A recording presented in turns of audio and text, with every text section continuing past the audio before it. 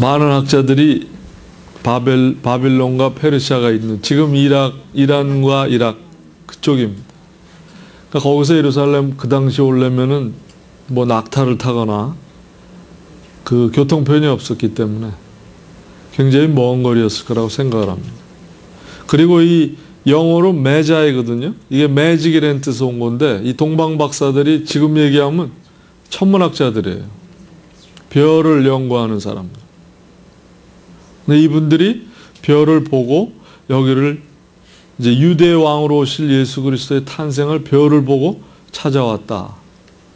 여러분 이해가 되세요? 암만 별을 연구하는 사람인데 저 별이 예수님일 것이다. 그리고 한 가지 우리가 여기서 기억해야 할 것은 동방 박사는 이방인이었습니다. 예수님에 대한 그 구약으로부터 오는 전설과 예언과 많은 얘기를 들었을 거라고 생각을 합니다. 왜냐하면 바벨론으로 유대인들이 끌려갔기 때문에. 이 동방 박사들이 하여간 별을 보고 찾아왔다고 성경에는 나오고 있어요. 별이 그 오는 동안에 얼마 걸렸는지는 모르지만 항상 별이 초롱초롱 빛났을까요?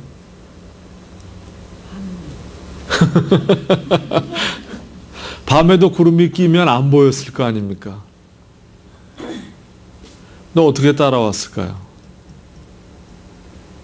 자, 우리가 이것을 영적으로 보면 하나님의 인도하심입니다. 네. 우리가 인간적으로는 추리를 할 수가 없습니다.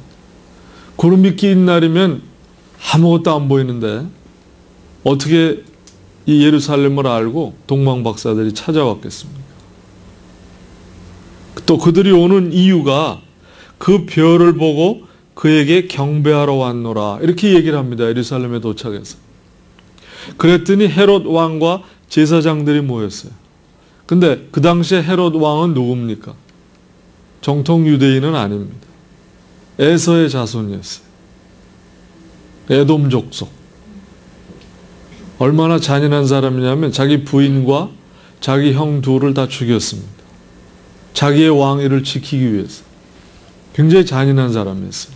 자기가 유대의 지금 왕인데 유대의 왕으로 태어날 그리스도 그 아기를 찾아와 경배하겠노라 이런 말을 하니까 얼마나 두렵겠습니까?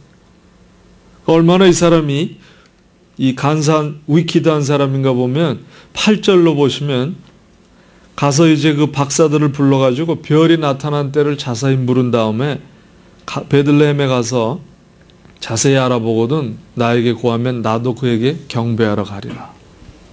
이게 거짓말을 합니다. 자, 우리가 이 안에서 보면요. 동방박사가 찾아왔는데 제사장과 왕과 지금 세 사람의 다른 부류가 모여 있습니다. 근데 6절인가요? 네, 6절은 미가서 5장 2절을 말씀하고 계십니다. 베들레헴이라는 곳에서 유대 왕으로 오실 작은 자 태어날 것이니라. 이거를 제사장들이 왕한테 얘기를 합니다. 왜? 제사장들은 구약을 아주 꿰뚫고 있는 사람들입니다. 그런데 여기에 지금 세 사람의 부류를 좀 보세요.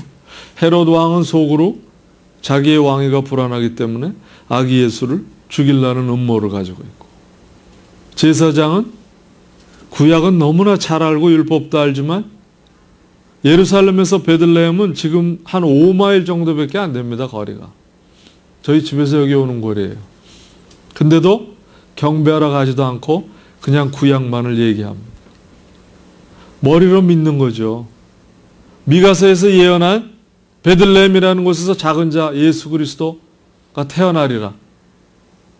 그런데 정작 찾아온 사람은 누구였습니까? 이방인들입니다. 그것도 멀리서.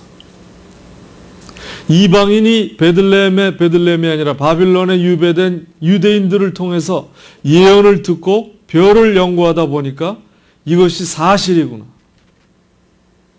물론 확인 차원에서도 왔겠죠.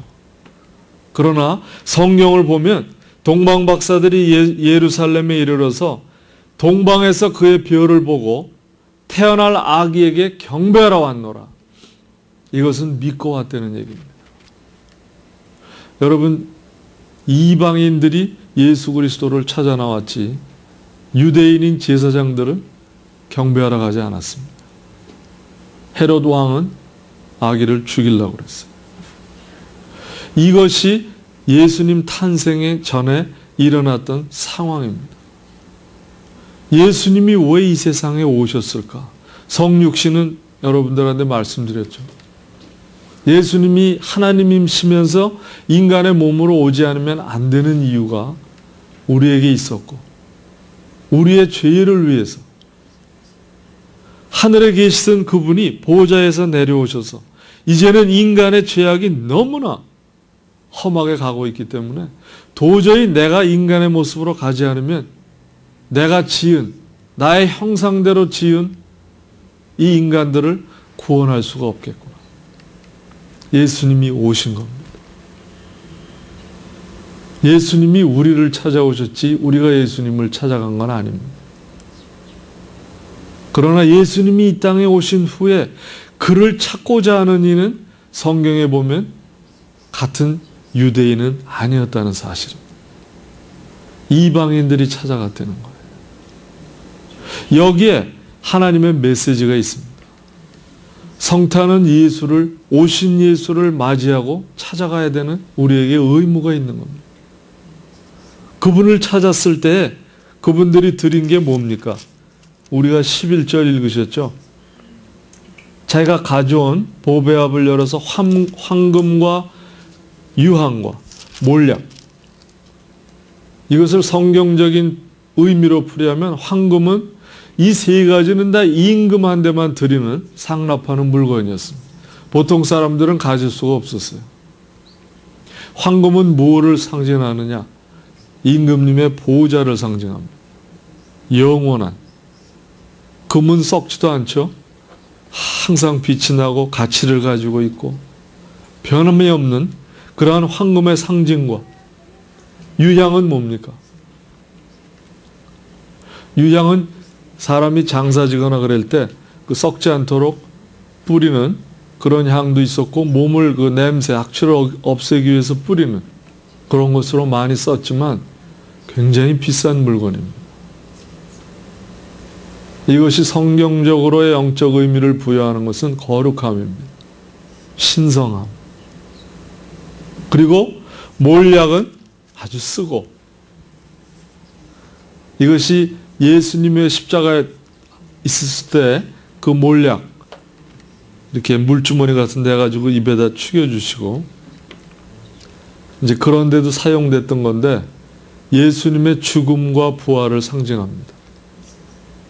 자, 이 이방인들이 이 세 가지 상징하는 물건을 가지고 유대의 왕으로 태어나실 아기 그리스도를 찾아서 경배하러 왔노라. 여기에 상당한 의미가 있습니다.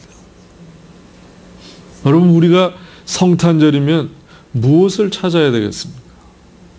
그리스도인들이라면 아기 예수, 이 세상에 이미 오셨어요. 2000년 전에 오시고 지금은 하나님의 보좌 위에 오른편에 올라가 앉으셔서 우리를 다시 오시려고 지금 준비 중에 계시는 그분입니다. 우리가 매년 크리스마스가 돌아옵니다. 과연 이 시간이, 크리스마스는 무슨 시간인가 다시 한번 생각해 봐야 될 줄로 믿습니다.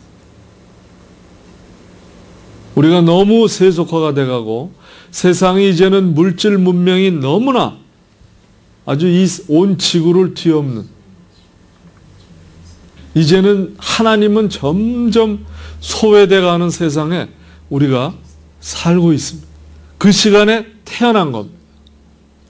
과연 우리가 12월을 맞이해서 무엇을 해야 하는 것인가? 무엇이 구별된 삶인가? 우리가 이 동방 박사를 통해서 이 사람들이 이방인이었어요. 우리도 이방인이었습니다. 이제는 예수 그리스도를 믿고